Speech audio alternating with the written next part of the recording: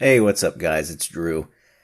I just felt like I wanted to make this video because for as long as the hype had been out for the new movie coming out and for how long it took the movie to actually get here, and then we had the week delay. Holy cow, what a movie. This movie actually completely blew away my expectations. Um, from the Mortal Kombat miniseries, I think it was Legacy. That was pretty decent, and I liked it pretty well. I was kind of hoping it would continue on. I liked that series, and I know that for several years, the idea of a movie had been kicked around. They finally got everything done. They got casting, they got the movie shot, and I'm just thankful that it finally got here. I was really happy that it finally got here. People were watching it at like stupid o'clock in the morning. And, so from there, I heard the whole gamut. I heard like, oh, it was okay. It doesn't live up to the hype. This movie is total and complete, low tier, just may as well throw it in the red trash can type of movie. All the way to like this movie was absolutely amazing. So, I want to give my thoughts on the movie, here for the next little bit. There's going to be some spoilers, and when those do come, I will caution you. The first part of this is going to be spoiler free. But then from there on out, again, I'll tell you when the spoilers are coming, and from that point on, if you haven't seen the movie, and you want to be spoiler free, turn it off. If you don't care, watch on. If you have watched it and you care about my opinion, maybe you'll catch some things. Maybe you'll enjoy this. I don't know. I've never done one of these before, but I really want to, so I'm going to. So, the first thing, like I said, my opinion, the movie's absolutely incredible. I think it was worth the wait. I'm going to go back and watch the 1995 movie. I'm not going to watch Annihilation, cause I didn't care for that anyway. I'm going to go back and watch the 95 movie, but I don't think that it can hold a candle to, what this release is. I really don't. The other thing is, if you are going to try to watch this movie thinking that it's going to be in lockstep with the video games, you're going to be sorely disappointed. But I also think that if you think the movie should be in lockstep with the game or any of the games in the series, you're probably setting yourself up with some unrealistic expectations. Simply because it's Hollywood, there's going to be some creative liberties taken. You can go back even to the original movie, and you can go back to Annihilation, and you can see even then where they took some of those classic Hollywood creative liberties, like they do with everything. So, but yeah, the movie is great. It's worth the money whether you go see it in a theater, whether you watch it on HBO Max, like if you have a subscription to HBO Max. Whatever way you decide you're going to see this movie, it is absolutely going to be worth the money, and it is definitely going to be worth the time. The movie itself, including the credits, is like an hour and 50 minutes long. So you're looking at like an hour 35 or so, of movie time. So, definitely, not a huge time investment. It's not like you're watching Clockwork Orange, as all your friends that are into film tell you that you need to watch, and you demand time of your life back, which you cannot get. But you did get to see Malcolm McDowell in the buff, if you're into that kind of thing. A young Malcolm McDowell at that. I didn't like the movie, but anyway, let's go ahead and get into it. So, one of the things I liked was there were a lot of homages paid to the games, and a lot of stuff actually back to the original, first couple movies. So, That's just my opinion. I think the actors were all great. I think Jessica McNamee absolutely rocked the role of Sonya Blade. Did a great job. I think the actor that played Shang Tsung, I can't think of his name. I didn't actually write any of the names down outside of Sonya's the actress that played Sonya. And Josh Lawson as Kano absolutely knocked it out of the park. Great comedy relief. Just a great actor overall. Did an outstanding job. Stole some scenes. Wonderful, wonderful job by Josh Lawson. Everybody, for the most part, did a pretty good job. There were a few moments of questionable acting, Rico. But for the most part, everything was pretty good. I was even impressed by how Cole was represented throughout the movie. Bringing a whole new character into the franchise, somebody that's never been in the games, and doing what I thought was a very good job of integrating him into the storyline. So, and I will say, again, if you're expecting this to be in lockstep with the video games, you're going to be disappointed, but you're also, I feel like, being unreasonable if you're expecting lockstep with the video games. So I'll say this, before I get into what I consider to be the spoiler sections. You'll just want to go into it with an open mind, and you want to go into it, with the mindset that this is another timeline that was created. You have the original timeline, right? And then you have the rebooted timeline. You can look at this perfectly reasonably as another timeline. MK11 opened up the possibility for a near infinite amount of timelines, from any point in time, really. So you can reasonably look at this as another possible timeline. So from here, here be spoilers. Spoilers be here. Proceed no further if you do not want things to be spoiled. Don't do it. 3, 2, 1. Okay. Now, prepare to be spoiled like dinner with Goro. I don't know. All right. So I'm going to go over, firstly, things that I found a little bit odd about the movie, things that I didn't like. Now, there weren't many of these. I actually told my wife about 10 minutes into the movie that I wish I would have taken a pen and paper or a laptop or something and written down some notes. But at the same time, I also wanted to enjoy the movie, so I'm glad I didn't. I actually ended up watching the movie about 1.5 times because I did go back and put some thoughts down as to what I liked, what I didn't like, stuff like that. But anyway, the stuff that I really didn't care for was, in particular, when Goro in Outworld went through the gates and met with Shang Tsung and his cronies. Shang Tsung said, "Shokan blood on our side. We'll end this once and for all." And I thought, it's also illustrated throughout the movie that Goro is Shang Tsung's champion. So he acts surprised, like there's going to be Shokan blood on his side, like that Goro as a Shokan is joining up, that it's a great thing. It's kind of inferred that Goro is the champion. If you look through some of the artwork that you see in Raiden's temple, you can see that it's Goro that's doing a lot of the body bagging of some of the other fighters. So that was kind of odd. The other thing, while we're on the subject of Goro, he had a real, Incredible Hulk, Bruce Banner, I think that's his name, right?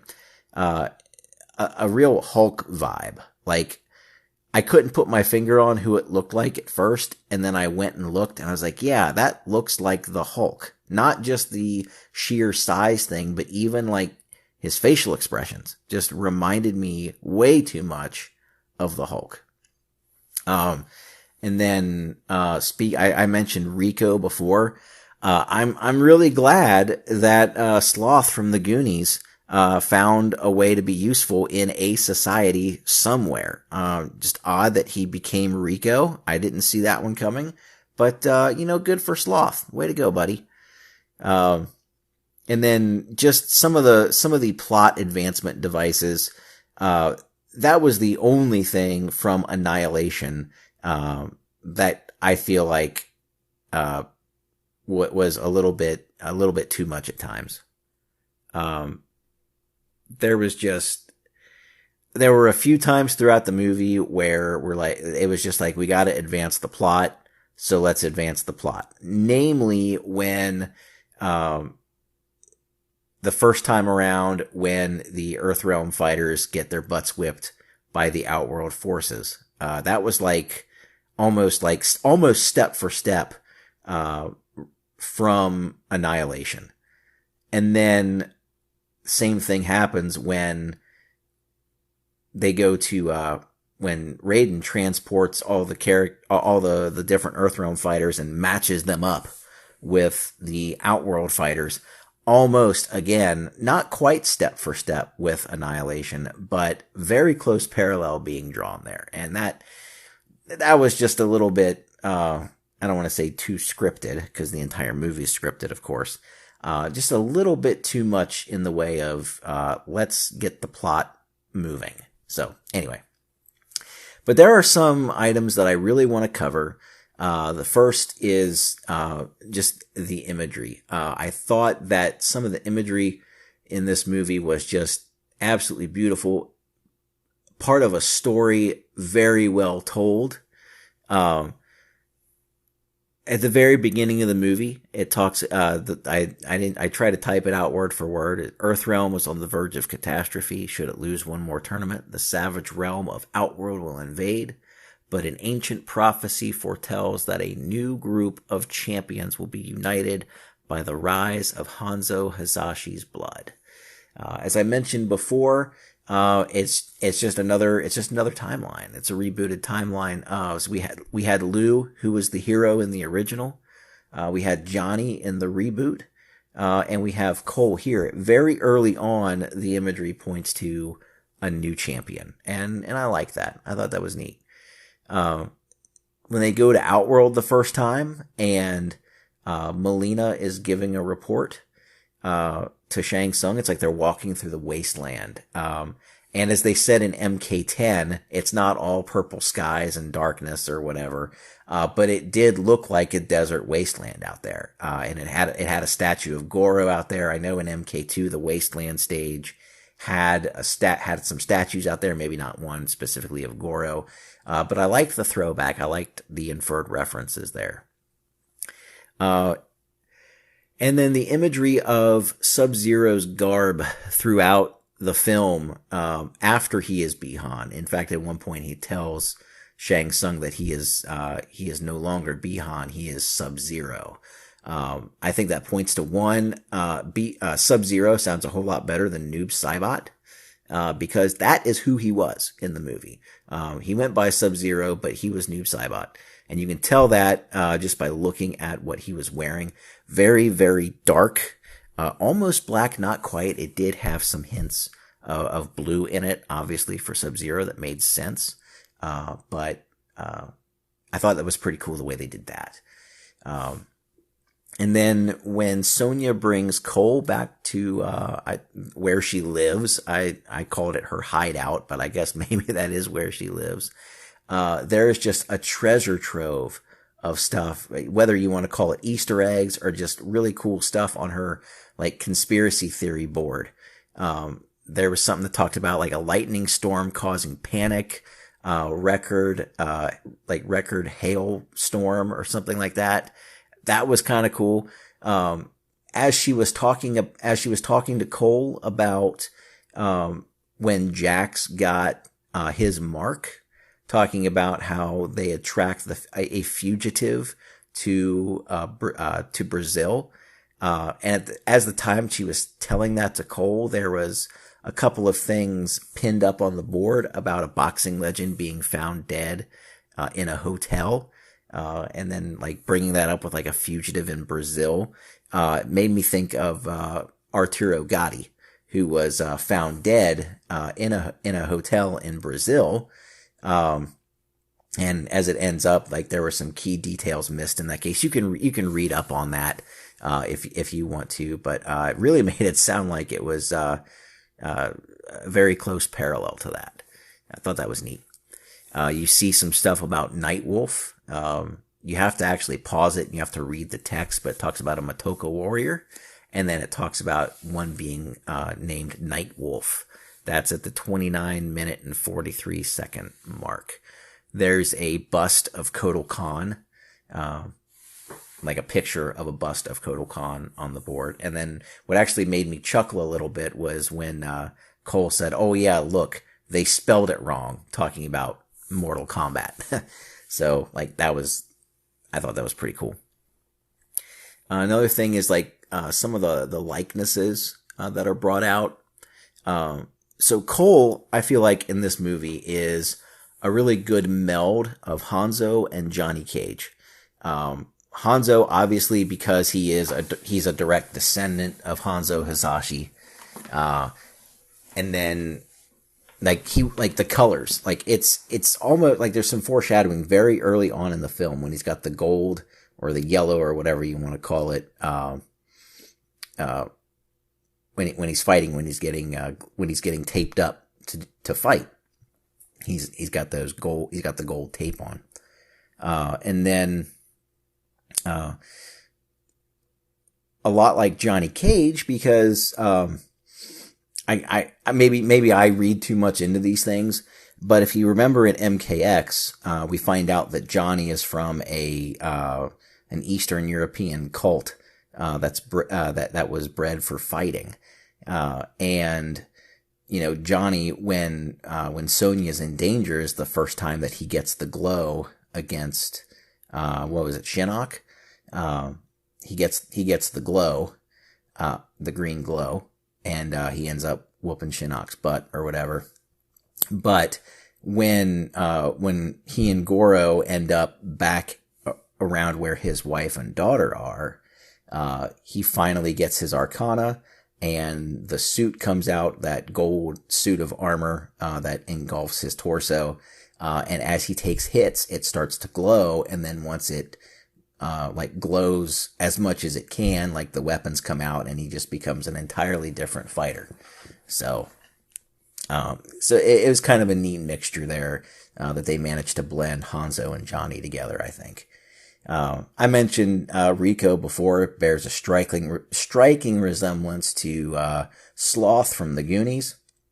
I'm just surprised he didn't come out with the whole "Hey, you guys." That would have been great if he'd have done that. "Hey, we're here, but we're here in Raiden's temple." Anyway, but I thought, yeah, that was hilarious. But also, like, what were they thinking? Like, they could have picked any other character, I feel like, from the 3D era, and done a better job than Rico. Yeah, they could have done a much better job. I thought Natara was very well done. Unfortunately, we didn't get to see enough of her, and we got to see way too much of her guts. So the other thing was, from the imagery stuff, the artwork in Raiden's temple of the Great Kung Lao. That was something that I actually had to go back to MK9 and MK10 because that looked like it came right out of the game. The artwork that was done there is just absolutely beautiful. Really cool. Some of the art, there are a couple of artifacts in there, namely Shinnok's amulet. You see Kano try to take it, and Liu Kang's just like, yeah, put that back. The other thing that I kind of didn't understand, it kind of made me sad to see it, was you see Katana's fan sitting on a stand right next to the stand that the amulet is sitting on. So maybe we find out a little bit more about that. I don't know. Made me sad. We did see Melina, and Melina was portrayed very well, but all we saw of Katana was her fan. So that's kind of sad. Next thing I want to touch on is like some parallels between previous movies as well as the game, and some foreshadowing that goes on throughout the movie. The first one, again, if you're already here and you don't want to be spoiled, you're obviously probably a little bit upset, but that's your own dang fault, because I told you like 10 minutes ago it was spoiler time. So, Kano and Sonya, that dynamic back and forth, I told my wife as soon as, like, when they were walking to Raiden's temple, as soon as they got into it about Sonya not having a mark, I told my wife right then and there, I said, she is going to get her mark when she kills Kano. And then, Kano even told her, he said, all you got to do is take it. Of course, she didn't take it then, but I told my wife right then and there, I'm like, yep, that's how she's getting her mark. And of course, when they go outside and fight, and he's got her almost dead to rights, she finds the gnome that he spat on. He didn't like gnomes, ends up being his end. But if you go back a few seconds before they get thrown out of the window, when Sonya throws when Sonya throws the knife into the dartboard, it's a little scribbling of Sonya holding Kano's head. And it says "Love Sonya" on it or something like that. And and the knife is actually going through Kano's head in the scribbling. So they did a great job of the foreshadowing and the fact that like nothing you see on screen goes to waste. Absolutely cool. And I'm sorry that some of these are not actually in time with the movie. I kind of wrote down my thoughts kind of as things were all here and there. There's a pretty obvious shout out to the creators of the game. When Jax meets up with Cole for the first time, he says, "The man that took the belt from Eddie Tobias." I don't think I have to say anything else about that. That's an obvious reference. The dragon tattoo, that kind of reminded me of a little bit of the dragon from Annihilation, how it was treated as a passport in a sense, to be able to go back and forth between the realms. That was really it. I think the mark was meant for something well beyond just that, obviously, because in order to compete in the tournament, you had to have the mark. It's going to be interesting how they deal with the mark in the next movie, considering that Raiden is going to give them a list of more fighters to go and find. So I don't know if like these tattoos are going to be popping up on people or how that's going to work, but that'll be neat to see. And I mentioned before about the timeline. Think of it as another rebooted timeline or another alternate timeline that happened when things rebooted, or after the events of MK11 into an alternate universe. Who knows? Excuse me. Poor Jax. The guy cannot get away from losing his arms, right? So in MK3, he gets outfitted with some metal arms. Pretty cool, right? In MK9, obviously, Ermac takes his arms. They disturbed his regeneration, and Jax paid the price, came back with some metal arms. In this movie, so you actually see it in the trailer, so that's not even a spoiler. So Jax gets his arms taken. Poor guy has his MK2 fatality done on him by two different characters throughout the lore. So that's kind of crazy. Looking at some of the other characters and how they're similar and different, Kano and Cabal in this movie are almost mirrored. Cabal is sided with Outworld from the outset, and he convinces Kano to turn on Earthrealm and to join up with Shang Tsung. If you remember in MK3, his storyline, he once, was a criminal, didn't understand why he was spared, but then he was going to fight crime after that or whatever. And of course in MK9, he was a good guy. He had turned from crime to work, and he worked side by side with Stryker. What's his name? Kano tried to get him to turn after he got burned up by Kintaro, and of course he didn't turn. And then of course he got retconned like crazy in MK11. So poor Cabal just gets a different role every time he's brought up. So one character whose attitude didn't change was Kung Lao, brash, pretty much the antithesis of humble, which Liu Kang definitely was, humble again, a little bit to a fault, I think. Liu Kang was always a little bit more humble than Kung Lao. In this movie, he was kind of humble to a fault. There's actually one other oddity I didn't mention, something I didn't really care for about the characters in the movie. Liu Kang just a little bit too humble. After Kung Lao was killed, he like seemingly loses his confidence for a minute. He gets it back, of course, but I didn't like seeing sad sack Liu Kang on the screen. That didn't really go well with his character, either in the previous games or in the previous movies. So, but we do get a pretty good mention about some of Liu's backstory.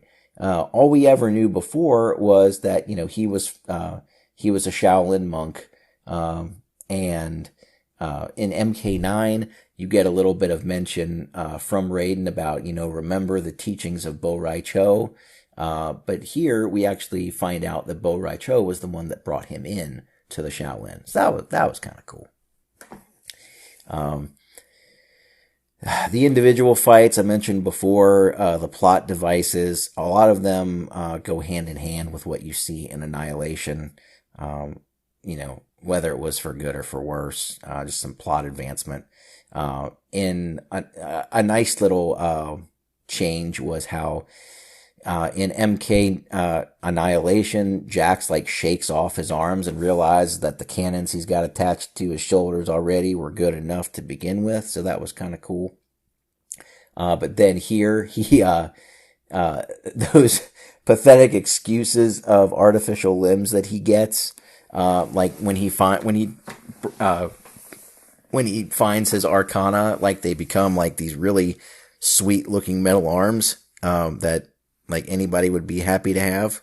That was actually pretty cool. And then Goro against Cole in this movie reminded me a lot of Liu Kang versus Goro in MK9. So like in MK9, to the lair with you. And, after the fight's over, the portal opens back up and everybody's like astonished and surprised. Shang Tsung craps his pants when he sees Liu Kang come through and not Goro. Same thing happens here. Raiden does the lightning bit. That's what acts as the portal or the transporter or whatever, teleporter, whatever you want to call it. Cole comes through and Shang Tsung's like, oh, impossible. So that was neat. So the three other things actually, sorry. As far as the like parallels and foreshadowing, my three favorites. So in the movie, at the beginning, you have, Bi-Han versus Hanzo. And of course, Bi-Han, kills Hanzo. And at some point in the movie, as I mentioned before,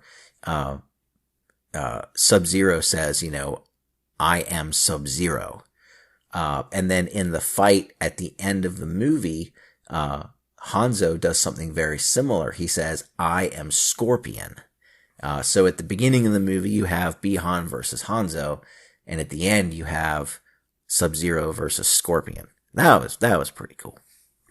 And then, when Raiden gave Cole, Hanzo's blade, he said, fight with it, and the spirit of Hanzo fights with you. I didn't think that was going to be a literal thing. But then sure enough, the spirit of Hanzo or Hanzo himself comes out of the Netherrealm to fight at the very end. And I'm not going to lie to you. I don't know what caused this reaction. But when Raiden gave Cole, the blade, I don't know why. It was the darndest thing, but it choked me up a little bit. Like, I thought I don't know. It was cool. I liked it. And like, for whatever reason, it invoked that kind of emotional response. But it was really cool to see how they implemented that throughout the movie. And probably my favorite thing about this movie was, when Cole goes to fight Sub-Zero. He goes back, and I think I don't know if it was the gym or what building that he was in, but it's completely iced over. So you have Cole going to fight Sub-Zero, in this iced over place that he's been teleported to in this movie. Go back to 1995's Mortal Kombat movie and check out the Scorpion and Cage fight. Almost an exact mirror where Cage and Scorpion are transported to what I suppose is the Nether Realm, but you have Cage and Scorpion in a very hot, fiery environment, and then in this movie you have Cole and Sub-Zero in a frozen environment. Very neat. So, lastly, I want to touch on the fatalities that were done in this movie. The first one we see, I think, is Kano doing his heart rip fatality on Reptile. Not only, making that the first fatality of the movie, but also continuing to drive the point home that Reptile is the ultimate jobber of the MK series. Like, he was literally just a plot device for Kano to get loose and then rip his heart out. So great job, Reptile. You've served your purpose. Kung Lao's hat makes an appearance. Poor guy. Ends up, Shang gets some revenge on him a little bit later. We did get to see Natara back for a little bit, but, she got hat fatality. I think that's MK9, but I can't remember if it's MK9 or MK10. But yeah, as my wife called it, the table saw hat. That was pretty gruesome and pretty awesome, if I say so myself. Jax giving Sloth the business with the thunderclap. I would have really liked to have seen him throw him off the pit or kick him off the pit or something, after, he did the thunderclap and exploded his head with his bionic arms. So we got to see both of Jax's MK2 fatalities in this game. Poor dude had one performed on himself, by Sub-Zero in a sense, where he lost his arms at the beginning of the game. That was foreshadowing like crazy, from the original game. But then we see him get to do the thunderclap, on Sloth, Rico, sorry. But yeah, actually I was telling my wife, I'm like, oh, he's gonna throw him off the pit. But no, he ends up getting clapped. And of course, Shang Tsung gets his revenge on Kung Lao by sucking his soul out. That looked really cool. Your soul is mine. In the first movie, it was Lu's brother. Now it's his cousin and his best friend. So, and then, of course, Liu Kang a little bit later on gets a little bit of revenge.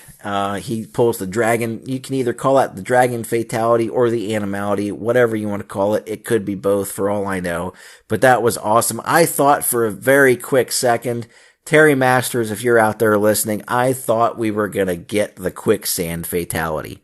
When Cabal couldn't get out of whatever that crap was that he was in, I thought he was going to go down for the count. And he ended up going down, but he ended up going down in a blaze of glory thanks to Liu Kang and his dragon.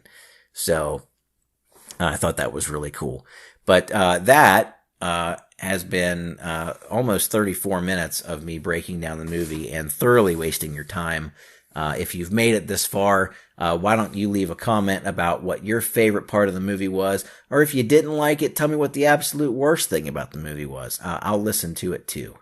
So, I appreciate you guys, listening and watching, and I will catch you in the next video. So, go see the movie. have fun. Go enjoy the movie with an open mind. It's a great movie. I don't think you'll regret it. So take care, guys. Have a good one. I'll see you next time.